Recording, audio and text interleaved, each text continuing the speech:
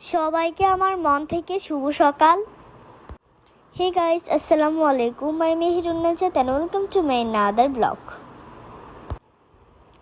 আজকে শুক্রবার, ছুটির দিন, কি আনন্দ।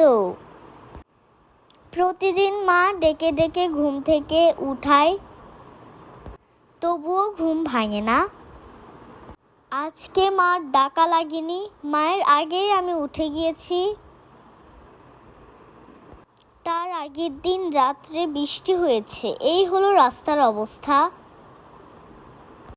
এখন বাজে সকাল 6টা।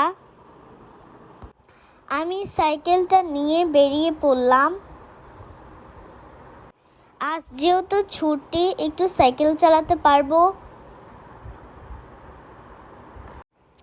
পাশের বাড়ির একটা মেয়ে দাঁড়িয়ে দাঁড়িয়ে দেখতেছে। রাস্তায় একটা মানুষও নেই, পুরো রাস্তাটা ফাঁকা। সকালে ঠান্ডা বাতাস বইছে, যেন এসিও হার মানবে। এই যেটা দেখতেছো, এই পুরনো বিল্ডিংটা, এটা মাদ্রাসা হওয়ার কথা ছিল, পরে কাজ যেন বন্ধ হয়ে গেল। কী কারণে? শীতের মতো হালকা কিছু কুয়াশাও পড়তেছে। কেউ নেই রাস্তায়, যেন মনে হচ্ছে পুরা রাস্তাটাই আমার। এটা হচ্ছে কবরস্থান, পারিবারিকভাবে এখানে কবর দেওয়া হয়। আমার ক্যামেরাম্যানটা একেবারে আমার পিছনে পড়ে গেল।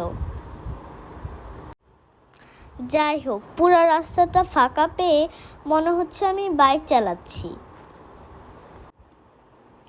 ও মা, খুবই সুন্দর একটা ফুল গাছ থেকে পড়লো, কুড়িয়ে নিলাম। আর সাথে সাথে মাথার খোঁপায় গুজিয়ে নিলাম। কেমন লাগতেছে আমাকে অবশ্যই কমেন্ট করে জানাবা। তোমরা কিন্তু আমাকে লাইক সাবস্ক্রাইব করছো তো? যারা করছো না তারা এক্ষুনি করে দাও। তোমাদেরকে তো বলেছি আমি কিছু বাড়ির টুকিটাকি গাছ করি। আর যেহেতু শুক্রবার, অবশ্যই মাকে কিছু সাহায্য করব। সাইকেলটা রেখে আমি মুরগিগুলো ছেড়ে দিলাম। ওদেরকে খাওয়ারও দিলাম। আগে ওদেরকে খাওয়াবো, তারপর আমি নিজে নাস্তা করব। মা কিন্তু নাস্তা বানাতে চলে গেছে, সেই জন্য আমার মাকে সাহায্য করে দেওয়ার জন্য আমি মাকে কিছু কাজে সাহায্য করতেছি। এগুলো হচ্ছে দেশি মুরগির ডিম, এগুলো নিয়ে নিব। আর না হয় মুরগিগুলো একটার থেকে একটা এসে ঝগড়া করে ডিমগুলো একদম ভেঙে দেয়। শুধু একটাই খাঁচায় রাখবো।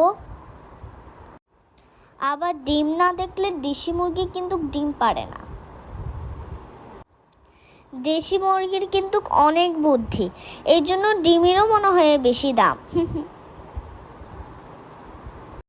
দেশি মুরগির ডিম আমার অনেক পছন্দ। আমি এখান থেকে তুলে একটা রেখে দিব বাসায়।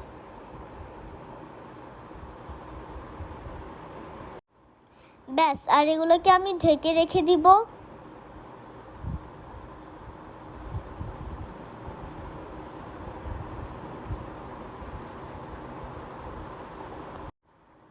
তারপর দেখি যে দাদু কচু গাছ থেকে কচুর লতি নিয়ে এসেছে।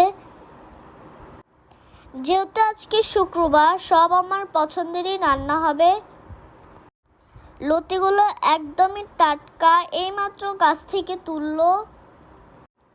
ঝামেলার রান্নাগুলো কিন্তু শুক্রবারই করা হয়।